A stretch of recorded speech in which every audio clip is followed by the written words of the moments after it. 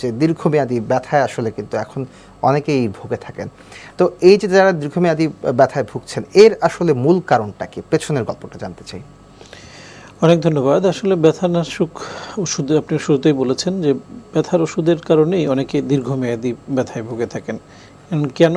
যে আমরা সামান্য একটু ব্যথা হলো আমরা ওইটাকে ইগনোর করি বা ওইটা ব্যথানাশক ওষুধ দোকান থেকেই নিয়ে খেয়ে একটু ব্যথাটা কমে গেল, কিছুদিন পরে আবার পেইনটা শুরু হলো।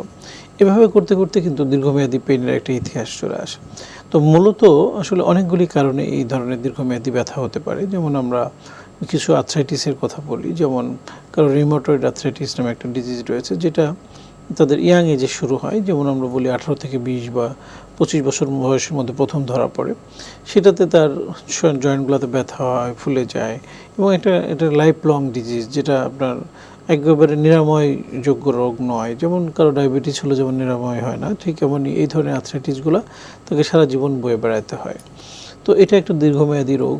এছাড়া আছে আমরা বলি অ্যানকাইলোজিং স্পন্ডালাইটিস নামে একটা মেরুদণ্ডে বাত রোগ রয়েছে, যেটাও ইয়াং এজে শুরু হয়, যেটা ওই একই ধরনের এজে শুরু হয় 18 থেকে 20-25 বছর বয়সের মধ্যে। প্রথমে কোমর ব্যথা দিয়ে শুরু হলেও পরবর্তীতে এটা পুরো স্পাইন জুড়ে পেনটা ছড়িয়ে পড়ে এবং ব্যথাটা কারণে আমাদের মেরুদণ্ডের যে নর্মাল গঠন দেখবেন যে ঘাড়ের অংশে আমাদের একটা কার্ভ আছে, পিঠের অংশে একটা বাঁকা আছে এবং কোমরের অংশে একটা এস শেপের একটা কার্ভ আছে।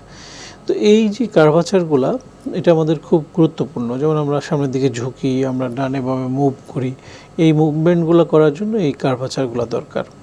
কিন্তু এই যে রোগের কথা আমরা বলছি অ্যানকাইলোজিং স্পন্ডালাইটিস, যেটাতে এই মেরুদণ্ডের রোগটা একেবারে মেরুদণ্ডটাকে সোজা করে ফেলে, যার ফলে পেশেন্ট ডানে বামে ঘুরতে পারে না, পেশেন্ট পুরো বডি নিয়ে ঘুরতে হয়। তো এটাও এরকম একটা দীর্ঘমেয়াদী রোগ যেটা একেবারেই নির্মূল হওয়া সম্ভব না। তো এক্ষেত্রেও তাকে নিয়ন্ত্রণে রাখতে হয়। তো এরকম কিছু আছে, যেমন আমরা বলি যে অস্টিওআর্থ্রাইটিস, যেটা বয়সের সাথে সাথে হয়, যেটা আমাদের বিভিন্ন জয়েন্টগুলোকে অ্যাটাক করে।